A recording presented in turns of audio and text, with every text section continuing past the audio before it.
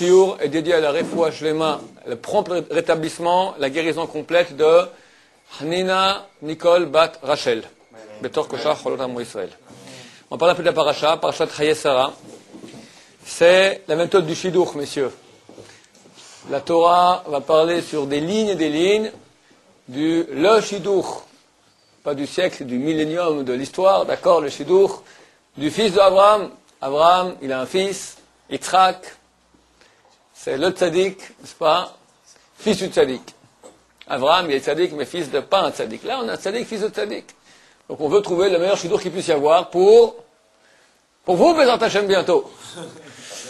Alors, comment on doit faire? Alors, la Torah va dire en quelques mots, elle va raconter en plusieurs lignes, mais il y a, quand on rencontre maintenant la première fois où Eliezer, donc l'envoyé d'Abraham, va rencontrer la fille qui est peut-être la candidate pour être le shidduch du fils de son maître, donc Yitzhak. Donc l'histoire est connue. Abraham lui dit à Eliezer, prends pas les filles de ce pays, va dans mon pays natal là-bas, et Dieu t'aidera pour trouver la fille qu'il faut pour mon fils Yitzhak. Eliezer fait une prière à Dieu, et il dit à Dieu, écoute, là, quand j'arriverai au village là-bas, je demanderai à une fille, donne-moi un peu à boire s'il te plaît, et la fille qui me dira non seulement à toi, mais aussi au chameau, je donnerai à boire. Ça, c'est la fille que tu as destinée pour Yitzhak. Bon, il arrive, sort justement Rivka. Elle vient de sortir du puits avec sa cruche sur la tête ou sur l'épaule. Et l'homme la voit, donc Eliezer la voit, il court vers elle et lui dit Agmini, le texte. Vayomer Agminina me'at ma'im mikadech. Agmini, c'est juste pour goûter. Donne-moi un tout petit peu d'eau de ta cruche pour goûter. Qu'est-ce qu'elle répond, elle? Et là, on va voir exactement les qualités pour se marier. Qu'est-ce qu'il faut? Alors, bien sûr, il faut une tzedeket, une fille qui a la yirat shamayim, qui a la crainte du ciel, qui va faire la Torah comme il faut. Mais l'essentiel, messieurs, ça nous concerne aussi parce que c'est réciproque. C'est pas que la fille qui doit être bien, c'est l'homme aussi, hein. Il doit être à la même hauteur.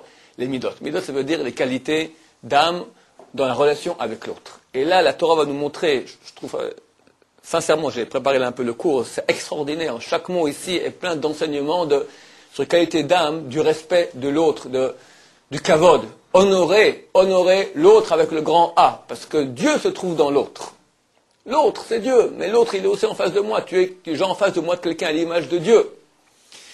Alors, première chose, elle lui répond, va Tomer, Shte Adoni. Il lui a demandé, donne-moi à goûter. Il lui dit, bois, pas prends à goûter. Bois, première chose, je te donne à boire, pas seulement à goûter. Va Temaher, rapidement, pour pas le mettre mal à l'aise. Parce qu'elle est maintenant elle a un jerrycan, d'accord, une cruche, c'est combien? C'est 10-20 litres. Un jerrycan de 20 litres. Alors elle peut lui donner maintenant, tiens, elle lui verse comme ça de là-haut. Pas du tout. Rapidement, elle le descend. Elle peut le descendre où? Elle peut descendre par terre. Tiens, prends, serre-toi. Ça se fait pas. C'est un manque de kavod. Alors elle va descendre, elle va mettre sur son genou pour lui donner, comme ça, que lui, il va un peu s'accroupir et il va boire. Genou, c'est pas de sa noix. Ça se fait pas, montrer un genou, ou même sous la robe, c'est pas très pudique. Alors la Torah dit, va t'aimer rapidement, va t'ored kada aliada. Elle a descendu la cruche sur sa main. Alors vas-y, tiens maintenant un jerrycan de 20 litres pour donner à boire à quelqu'un. Alors je veux dire, tiens, prends-le. Va tashkeu, elle lui donne à boire. C'est pas elle lui dit prends et il boit lui-même, elle lui donne à boire. C'est-à-dire qu'elle, non seulement, elle tient comme ça, mais, et le Orach HaKadosh précise, c'est pas que lui, maintenant, il s'est approché du jerrycan. Elle approche le jerrycan vers lui. C'est elle qui lui donne à boire. Donc ici, on voit une finesse dans chaque petit détail. Donc, elle lui donne à boire. Vatechal ashkoto. Elle arrêta de lui donner à boire. Vatomer, elle lui dit, Galig malecha eshav, je vais maintenant aussi puiser de l'eau pour tes chameaux, Adim Kilushtosh, parce qu'ils vont finir de boire. Pourquoi finir de boire? On ne sait pas combien ils veulent, mais t'en fais pas, je te donnerai à boire jusqu'à ce qu'ils aient fini. Ils aient fini, et là, ça sera le signe qu'ils ont bu suffisamment. Donc, je vais donner tout ce qu'il faut, je vais aller. C'est donner à boire, il y avait 10 chameaux là-bas, aller à boire 10 chameaux, chaque chameau, il boit combien? 50 litres? 500 litres à l'épuiser. C'est joli. Elle peut dire, j'ai fait la moitié, 100 litres, 200, 300 litres, fatigué, jusqu'à ce que les chameaux soient désaltérés. Maintenant, ici, il y a un digdouk que fait le Orach HaKadosh. Il dit, Vatechal l'ashkoto, elle arrêta de lui donner à boire. Et seulement après, elle lui dit, je vais aussi donner à tes chameaux. Elle aurait pu dire tout de suite, tiens, bois, et je vais aussi donner à tes chameaux. Manque de finesse. Pourquoi? Non, parce que compare aux chameaux. Manque de finesse. Moi, je viens maintenant. La jeune fille, elle descend, je vois déjà, elle fait un effort, elle tient dans sa main comme ça les jerrycans de 20 litres. Et puis, déjà, je suis un peu malade. Je lui donne-moi un peu goûter à boire. Elle me donne déjà tout le jerrycan pour boire. Tiens, bois, tant que tu as besoin. Elle me dit après, je vais aussi donner boire à tes chameaux. Ah, moi, je suis très gêné. Qu'est-ce que je fais? Je bois vite. Je bois de travers. Je m'arrête au milieu de ma boisson parce que je ne veux pas la mettre. Elle a encore 500 litres à l'épuiser. Elle, la finesse. Donc, tiens, bois. C'est pour toi. Prends tout ton temps. Après, moi, j'ai fini mon boulot. Alors, lui, il boit à l'aise. Après seulement, quand déjà il a fini, elle lui dit, ok, maintenant aussi tes chameaux, pour pas mettre mal à l'aise quand il boit. On voit qu'il a fini de boire. C'est marqué, Vatechal l'ashkoto, elle a arrêté de lui donner à boire, va tomer, et Allah lui a dit, je donnerai aussi à tes chameaux. Maintenant, un peu de dialogue supplémentaire, Vatechal l'ashkoto, le Ochaim HaKadosh il dit, Vatechal c'est elle qui a arrêté de lui donner. C'est pas marqué que Vayechal, lui il a arrêté de boire. Elle a arrêté de lui donner. C'est pour nous dire que c'est elle qui lui donnait, et non lui qui a fait le mouvement d'aller, c'est elle qui lui a amené le jerrycan près de la bouche. Je voulais rajouter une petite chose personnelle que je trouve aussi, Berat Hashem si c'est pas faux. Elle a arrêté de lui donner à boire. Parce que lui, il peut boire, il boit, et quand il est gêné, parce qu'elle lui donne à boire, il veut pas la mettre mal à l'aise. Alors il boit, et à un moment il dit, ok, ça suffit. Quelque part, il est un peu mal à l'aise, parce que c'est de lui que ça dépend. C'est comme si elle s'est mise complètement à son service. Alors il est mal à l'aise de la mettre, elle, complètement à son service. Là, elle va jouer le jeu, elle voit, c'est quand il commence à être complètement désintéressé, il va finir, elle dit, ok, maintenant ça suffit. Comme si c'est elle qui décide d'arrêter de lui donner. Est-ce que quelqu'un comprend la finesse que j'ai dit là-dedans? Okay. S'il boit et puis dit, ok, c'est bon, ok, tu m'as rendu service, merci beaucoup. Mais quand on nous rend service, on est un peu gêné. Là, elle lui laisse boire tout ce qu'il faut, ok, c'est elle qui arrête. Quelque part, il est moins redevable. C'est la super finesse. Faire en sorte qu'il ne soit pas gêné. Exactement. Ensuite, rapidement, Batemaher, pour ne pas le mettre à l'aise, elle court. Et elle puise de l'eau pour les chameaux. Les chameaux, ils finissent de boire. J'ai entendu une fois un pérouche aussi. Elle était extrêmement... Pourquoi Eliezer a demandé cette chose-là? Il voulait voir comment elle va réagir. Je demande à une jeune fille maintenant, donne-moi boire un peu, juste à goûter de ta cruche d'eau. Bon, j'ai goûté de la cruche d'eau. Qu'est-ce qu'elle fait avec la cruche d'eau? Elle amène boire ça à sa famille. Il y a un monsieur étranger qui a mis sa bouche dans la cruche d'eau familiale. Il vient de, je ne sais pas d'où, d'un pays étranger. Peut-être il est malade, peut-être il a une maladie contagieuse, un truc affreux. Je ne vais pas amener ça à la maison. Alors qu'est-ce qu'elle doit faire? Elle doit refuser. Mais refuser, ça ne se fait pas. L'hospitalité, il faut être bon à l'autre. Alors elle lui donne à boire. Après, qu'est-ce qu'elle fait de l'eau? Elle doit verser par terre. Le type, il a bu, ok, vous avez fini, allez, glou, glou, glou, elle verse par terre. Je ne suis pas malade. Alors, le truc, rapidement, les chameaux. Elle va maintenant puiser 500 litres d'eau pour les chameaux, histoire de ne pas mettre mal à l'aise le type en lui montrant qu'il a bu dans le verre, directement dans la cruche, et maintenant elle a un problème, parce que ça ne se fait pas d'amener cette eau-là maintenant à la maison, dans lequel a bu un étranger, peut-être il a maladie contagieuse, pour ne pas le mettre mal à l'aise, elle va maintenant aller faire les travaux forcés, 500 litres, puiser pour les chameaux. En 3 lignes ici, messieurs, et... Alors, Codider. Ce que vous avez dit là, c'est personnel ou c'est un pérouche? Non, ça c'est un pérouche que j'ai entendu. Vaïsh mishta'e. Et l'homme, il est mishta'e en état de hébété. Mahrish, il se tait la date pour savoir est-ce que vraiment Dieu, pour savoir maintenant de quelle famille elle vient. Il s'avère que c'est effectivement la bonne famille de la famille de Abraham Avinu. En 3 lignes, un acte, nous on aurait dit, comment tu fais un chidour? Tu vérifies, et comme il faut en France, on vit 6 mois, 1 an et demi, après on se fiance, et après vas-y encore, attends 1 an pour le mariage. Rien du tout. En 3 versets, tic-tac, tu as vu maintenant la finesse dans le don à l'autre. Et ça, messieurs, pour nous, ça doit être une leçon de moussard extraordinaire. Parce que très souvent, il y a un piège. Il est certain d'abord que pour arriver à une telle finesse, C'est seulement quand tu es dans la finesse de ta relation avec Dieu que tu peux aussi arriver à une finesse à la relation avec l'autre. Mais il y a un piège, que très souvent on va affiner notre relation avec Dieu, et on reste extrêmement grossier dans notre relation avec l'autre. Parce que c'est beaucoup plus facile d'être fin avec Dieu que d'être fin avec l'autre. C'est impossible, ce que je dis. Tu ne peux pas arriver à une grande finesse avec l'autre lorsque tu es grossier dans ta finesse avec, quand je dis avec Dieu, c'est avec toi-même. Il faut être fin pour être fin avec l'autre. Il faut être fin avec soi-même pour être fin avec l'autre.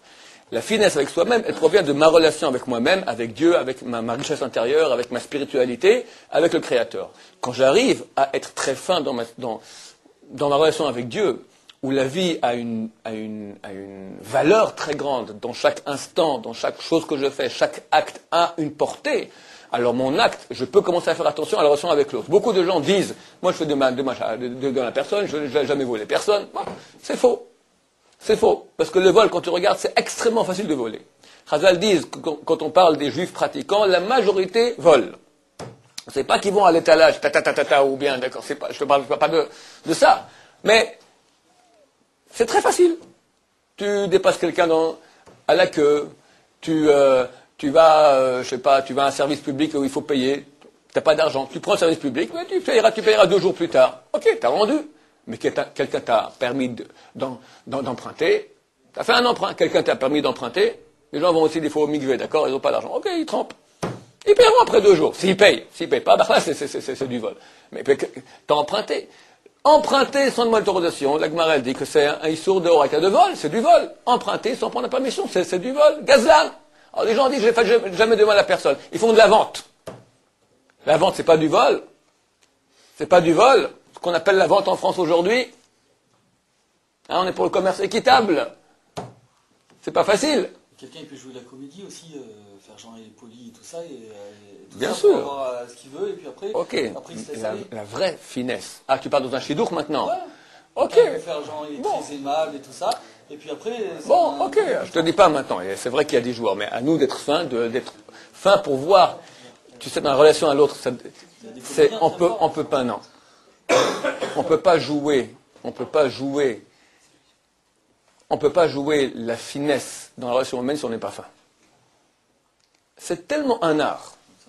Et ça, messieurs, il y a beaucoup de gens qui sont des grands lamdanim qui savent très bien étudier la Torah, beaucoup de gens qui savent prier très très bien, beaucoup de gens. Mais il y en a peu qui savent être très fins dans la relation avec l'autre. Et les grands d'Israël sont grands dans cela. Ils sont grands en Torah, ils sont grands en mitzvot, ils sont grands en prière. Mais leur grandeur, où tu vois, ça c'est la finesse de la relation avec l'autre.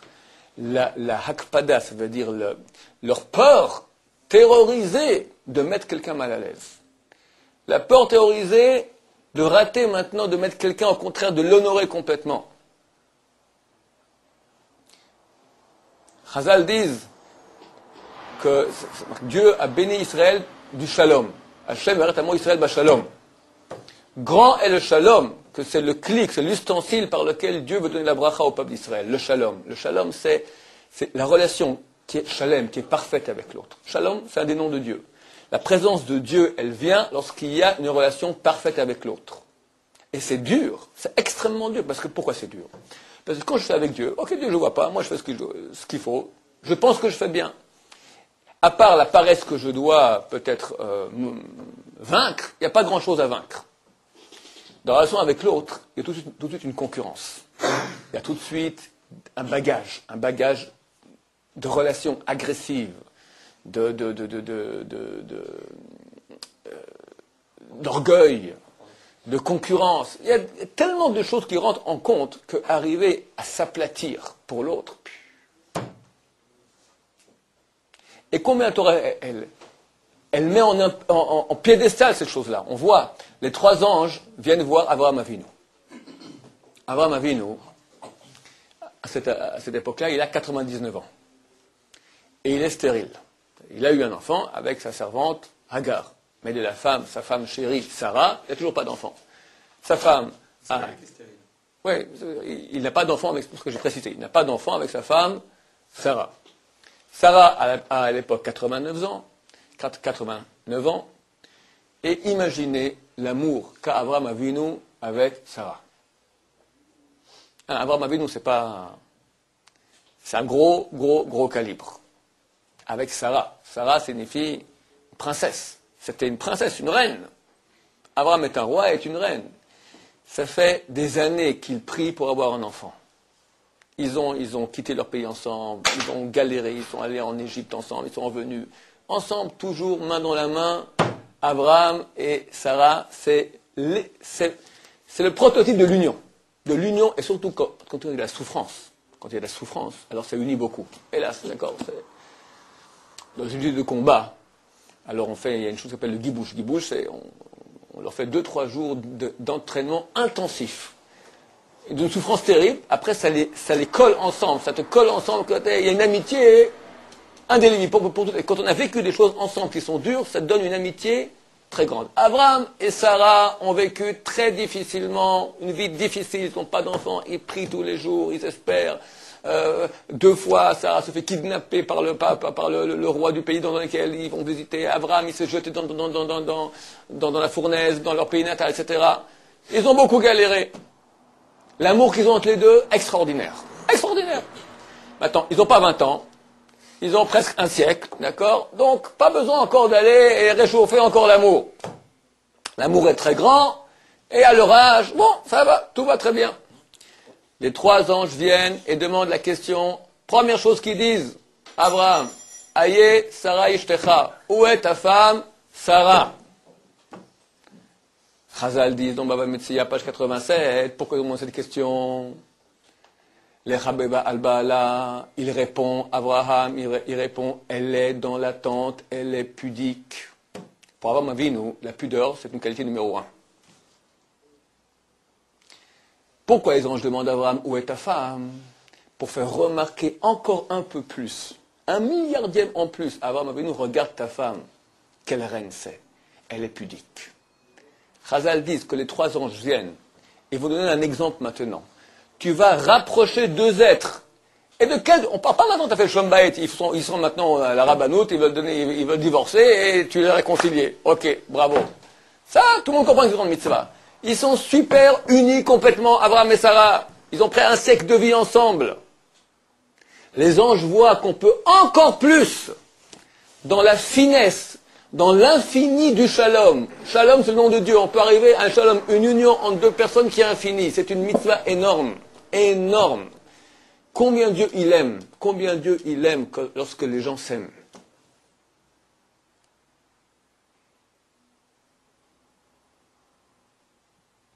Dieu est prêt à effacer son nom pour mettre le shalom entre un homme et une femme. Il y a un interdit de la Torah d'effacer le nom de Dieu, le vrai nom de Dieu, Yudke Vavke.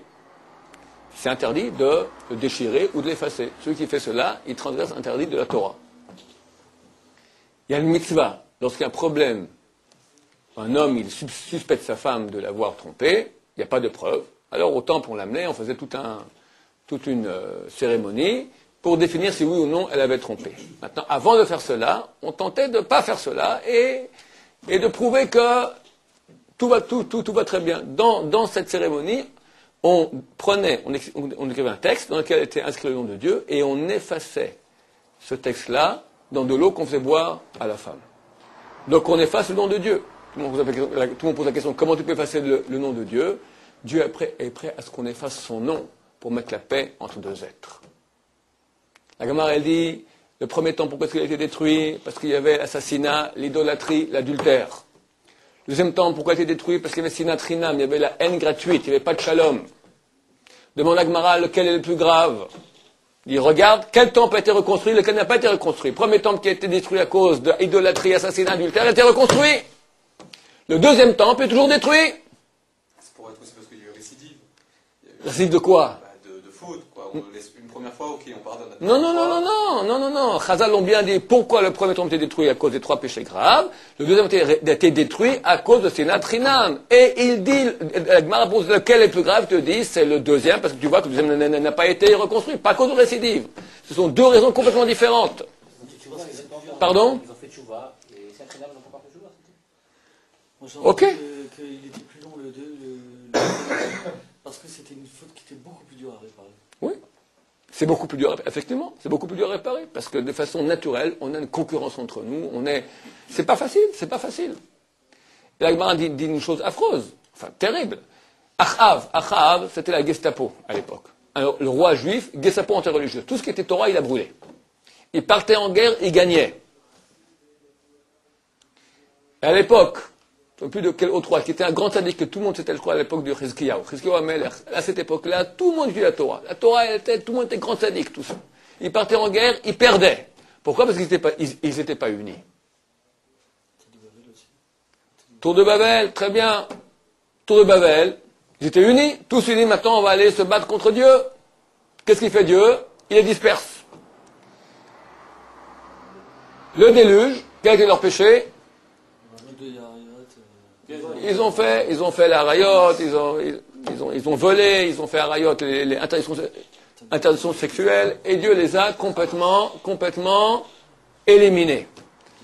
On voit lequel est le plus grave. Le déluge. Pourquoi? Parce qu'il y avait du vol. Le vol. Là, ils ont construit une tour pour se battre contre Dieu. Ils étaient unis. Ah, ça, Dieu, il pardonne son kavod à lui. J'ai vu, c'est marqué, Dieu est appelé Melech HaKavod. Le roi du kavod. Pourquoi? Ben Zoma dit dans la Mishnah, dans Avot, Ezem Choubad, c'est qui? La personne qui est Mechoubad, qui est honorable, Hamchabet Tabarot, celui qui honore les autres. Il n'a pas dit celui qui est un tzaddik, celui qui est un chacham, celui qui est le Mechabed, celui qui honore l'autre, il est honorable. C'est lui qui digne d'honneur. Donc pourquoi Dieu est appelé le roi de l'honneur, Melech HaKavod? Parce que lui aussi a fait d'honneur aux autres, auquel c'est marqué qu'on n'a pas le droit de monter sur le cheval d'un roi. Un roi avait un cheval, un boulot, le roi il est mort, ce cheval, personne ne peut monter dessus. Le trône du roi, et un nouveau roi, il faut mettre un nouveau trône. On ne peut pas aller sur le trône d'un roi. Dieu a mis Shlomo sur son trône. Comme ça dit la Gemara. Bon, évidemment c'est une chose imagée, mais Dieu a mis le roi Shlomo sur son trône. Donc Dieu, il est mochel, il pardonne son kavod. Il est appelé Melech HaKavod, il est appelé le roi du kavod. C'est quoi quelqu'un d'honorable? Quelqu'un qui s'aplatit pour donner du kavod à l'autre. Ça, c'est honorable. Et entre nous, tu vois quelqu'un qui honore tout le monde, quelqu'un qui est humble, quelqu'un qui sourit à tout le monde, tu vas pas tomber amoureux de lui? Quand tu vois quelqu'un de humble, quelqu'un qui honore les autres, tout le monde l'aime tout de suite. Il est toujours souriant, toujours d'accord de rendre au service. Il y en a qui disent bonne poire.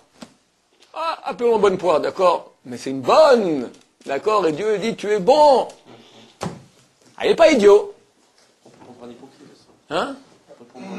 Pourquoi hypocrite? Je te parle, je dis, on ne peut pas jouer. La question qui m'a posée Daniel. Alors, dans un chidour maintenant, je vais voir, la personne, elle va jouer le jeu. Je ne dis pas qu'il est hypocrite, je dis on peut le prendre pour. Il y a un problème aussi avec ça. Alors, je te dis que dans la finesse entre les gens, la relation, il n'y a pas de jeu possible. C'est tellement fin, ça se voit tellement. Quelqu'un qui est orgueilleux et qui va jouer, il va jouer humble, ça sent mauvais. Non, je ne dis pas que lui joue, je dis que les autres peuvent croire que. Mais si c'est authentique, c'est au niveau de vibration, si quelqu'un il est authentiquement humble, ça se sent tout de suite. Mais c'est un travail, c'est un travail, on peut pas être. Pardon? Il y en a qui pensent que oui, des fois, il y en a qui pensent qu'il n'est pas sincère. Je te dis que dans les relations avec les autres, tu ne peux pas jouer un jeu. Il n'y a pas de jeu. Tu vis tu es en confrontation. Quand tu vas dans un magasin, tu vas, monsieur, pardon, monsieur, voilà, ok, ça ne sert à rien du tout. Mais quand tu vis avec quelqu'un, Pourquoi il y en a qui pensent que des fois, il existe des hypocrites? ça existe des gens hypocrites. Non, mais pourquoi lui, il se trompe pas? Il y en a plein qui se Il ne le connaît pas bien, il ne le connaît pas bien. Lui, il y en a plein qui se connaissent. Il ne le connaît pas bien, il ne le connaît pas bien. Ou peut-être que ceux qui disent qu'il est hypocrite, c'est eux qui ont un problème de midot, ça se peut aussi. Je ne sais pas. Je ne sais pas. En tout cas, il est clair, quelqu'un qui, dans sa relation avec l'autre, il est nickel, ça se voit tout de suite, et il n'y a pas de jeu possible. Il n'y a pas de jeu possible. Il y a un jeu, quand c'est très superficiel, mais très rapidement, quand on rentre dans la confrontation, tu vois. Encore une chose extraordinaire, on verra ça dans 2-3 parachutes. Lorsque Yaakov Avinu se marie donc avec ses femmes, lui voulait que Rachel, après il a eu aussi Léa en plus, et après en plus les deux servantes, Bila et Zilpa. Lui, il a aimé Rachel. De tout temps, c'est pour elle qu'il a travaillé. Bon, il a Léa, il aime aussi Léa. C'est marqué, Vayehav et Rachel Mila. Il a aimé plus Rachel que Léa. Donc il aime Léa. Il aime aussi Rachel. Il aime plus Rachel, mais il aime aussi Léa. Le texte dit, Vayar Hashem kisnoa Léa. Le texte dit que Dieu a vu que Léa était haïe. Alors, quand je pose la question, ça veut dire quoi? Le texte vient de dire maintenant que Yaakov, il aimait plus Rachel que Léa. Donc il aimait Léa. Bon, il aimait Rachel un peu plus, mais il aimait. Dieu dit, Dieu vit que Léa était haïe, jamais de la vie. Si Dieu dit, il ne se trompe pas. Alors le texte se trompe lorsque c'est marqué que Yaakov a aimé plus Rachel que Léa, donc il a aimé Léa. Le texte ne se trompe pas non plus. Il répond à Chaim Akadosh, personne n'a vu ça. Ni Léa, elle a senti cela, ni même Yaakov savait cela. Yaakov, pour lui, c'est un amour égal pour les deux. Mais Dieu voit dans le fin fond qu'il y a quand même une petite différence. Elle est tellement, aux yeux de Dieu, pour des personnes de calibre pareil, qui sont les racines de l'âme Israël, cette petite différence qu'il y a entre les deux, elle est tellement importante que Rachel reste stérile. Léa, elle a 6 enfants. C'est ça? 6 enfants avant que Rachel ait son premier enfant. Il y aura 12 tribus. Léa, 1 enfant, 2 enfants, 3 enfants. Après ça continue, 4, 5, 6. Les servantes en ont 2 chacune. Lorsque Léa tombe enceinte du 7e enfant, elle se dit quoi? Ma sœur va être pire que les concubines, que les servantes. Chaque servante a fait 2 enfants. On doit avoir 12 en tout. Moi j'ai fait 6. Les 2 servantes ont fait encore 2. Il ne reste plus que 2. Je suis tombé enceinte du 7e. Elle va faire plus qu'un enfant, ma sœur Rachel. Alors elle a prié que cet enfant soit mon fils, c'était Dina. Tout cela pourquoi? Et la pauvre Rachel, t'imagines? Elle pleure, elle prie. Pourquoi? Parce que Dieu a vu que une chose que même Léa ne sentait pas, et même pas Yaakov ne sentait. Que Rachel était plus aimée que Léa. C'est-à-dire qu'il y avait une petite haine, un petit quelque chose tout petit, minuscule, qui pour Dieu, aux yeux de Dieu, pour des gens de calibre pareil, intolérable. Rachel tombe enceinte, Baruch Hashem, elle a un enfant qui s'appelle Yosef. Qu'est-ce qu'elle dit? Pourquoi elle appelle Yosef? Ki asaf Elokim et Cherpati. Dieu a assemblé, réuni, a fait rentrer, a fait cacher en quelque sorte, Cherpati ma honte. On aurait dit pourquoi? Elle avait honte de ne pas avoir d'enfant. Sa sœur en 6, des servantes en 2, moi elle a 0. Bon, j'ai un enfant qui est né, j'ai plus de honte. Que disent Chazal? Un truc phénoménal. Chazal disent, de quelle honte on parle? Maintenant que l'enfant il est né, le père rentre à la maison et il voit tout à coup une cruche cassée. Tout à coup il voit quelques dattes qui ont été mangées, un peu de chocolat. Il dit, qui a mangé ça? Qui a caché la cruche? Il dit, c'est ton fils. De quelle honte on parle? Que s'ils sont les deux, le mari rentre à la maison, il voit une cruche cassée, il regarde sa femme, pourquoi la cruche est cassée? Il peut lui faire une scène de ménage. La cruche, le vase ming, qu'est-ce que j'en sais, d'accord, un truc de fortune. Ou le pot de sucre, tout bêtement. Chocolat, t'as mangé du chocolat. Maintenant, elle peut dire, c'est fini, c'est ton fils qui a fait ça. Alors, je comprends, de quoi on parle? D'abord quoi? Si elle a mangé le chocolat, elle va dire c'est ton fils, elle a menti. C'est un mensonge. Et en plus, on parle de Yaakov, ou le chocolat, la cruche, même le vase ming. On parle de géants spirituels.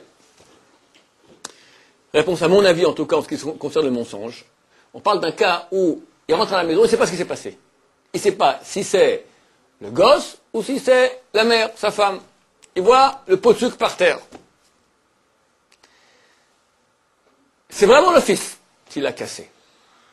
Mais en attendant qu'il sache ce qui s'est passé, il a tout à coup un petit réveil d'une minuscule petite colère dedans. Peut-être c'est ma femme, elle n'a pas fait attention. Maintenant, lorsqu'il n'y a que la femme, cette minuscule colère, elle peut venir. C'est là. Bon, ce n'est qu'un pot de sucre. Alors, quelqu'un comme Yaakov Avinu, pour lui, ça compte pour rien du tout.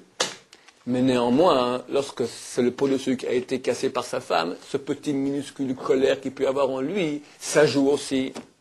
Maintenant que le gosse, il est né, et que lui, avant qu'il sache que c'est le gosse, il a un doute, il sait que peut-être c'est pas sa femme, c'est peut-être le gosse. Déjà, la colère, elle part vers quelque chose d'autre. C'est un gosse, ok, c'est pas grave. C'est-à-dire que pourquoi Asaf Hashem et Trepati? Pourquoi est-ce que Dieu a caché maintenant ma honte qu'avant, s'il y avait une petite chose qui se cassait, ou bien quelques dates qui ont été mangées, comme dit Chazal, un peu de chocolat qui a été mangé, alors mon mari ne fait pas attention, mais quelque part, dans l'unité totale qu'il doit y avoir entre un homme et une femme, un tout petit quelque chose, elle a mangé le chocolat. On peut pas dire tout simplement qu'elle a honte de ne pas avoir d'enfant par rapport aux servantes et par rapport à ça. Chazal dit pas ça. Nous, le texte normal aurait dit ça, qu'elle a eu honte de ne pas avoir d'enfant. Chazal dit maintenant, elle n'aura plus avoir honte du chocolat qui était mangé. Nous, on ne comprend pas, mais le chocolat, Yaakov, qu'est-ce qu'il en a à faire du chocolat, Yaakov Avinu? Réponse Chazal, il en a à faire. Yaakov en a à faire du chocolat. Oui, monsieur, 1 milliardième de milliardième de milliardième. Et pour Yaakov et Rachel, ce milliardième, il est important. Et pour nous aussi, il doit être important. La relation avec l'autre, elle est dans le milliardième de milliardième. On ne parle pas maintenant de grossièreté. On parle de super finesse. Maintenant que l'enfant, il est né, c'est pas qu'elle a mangé le chocolat, elle va mentir. C'est ton fils qui l'a mangé. Rachel va pas mentir à son mari. C'est le fils qui a mangé le chocolat. Mais avant que Yaakov, il sache, déjà, au moins, il a un doute. C'est peut-être ma femme. C'est peut-être mon fils. C'est pas grave. Le milliardième a été annulé.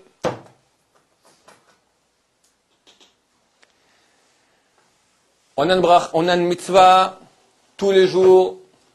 Quand en Israël on fait tous les jours, ça dépend un peu des minagim en Chutz, les Kohanim, Birkat Kohanim, c'est assez de la Torah. Dieu vient et nous bénit par l'entremise des Kohanim. Birkat Kohanim.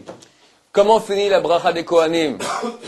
Isa Hashem panav elecha, Dieu va tourner sa face vers toi, Viasem lecha te mettra le shalom. Dieu n'a pas trouvé d'ustensile plus grand pour recevoir la bracha, pour bénir Israël, pour bénir le monde, que le shalom. C'est pas une chose facile. Tout le monde crie, on veut la paix, on veut le shalom. C'est le message de tous les peuples de tous les temps. Au nom du shalom, on fait les plus grandes guerres du monde. Le shalom, il est dans ta relation avec l'autre. Ne va pas faire des grandes manifs pour le shalom, ça sert à rien. Comment tu es dans ta relation avec l'autre? Aplatis un peu ton orgueil. Donne-lui! Donne un compliment. C'est marqué que celui qui montre ses dons à son prochain, c'est comme s'il lui donne un verre de lait. Hein? C'est marqué que c'est... On fait agir moins de muscles pour sourire que pour faire la tête. D'accord? Quand tu veux faire la tête, tu agis plus de muscles. Alors pourquoi fatiguer? C'est tellement facile de sourire. À la fois, c'est tellement dur. C'est tellement dur. C'est-à-dire, je fais attention à l'autre. Faire attention à l'autre. Je peux être dans mon monde. Il y a l'autre, ok. C'est sa vie, c'est ma vie. L'ouverture vers l'autre. Tout le chidour de la mère du peuple d'Israël, c'est la mère de Yaakov Avinu, se fait sur ces petits points minuscules. Pour nous, un grand moussard de faire attention à cela. Baruch Adonai, Amen.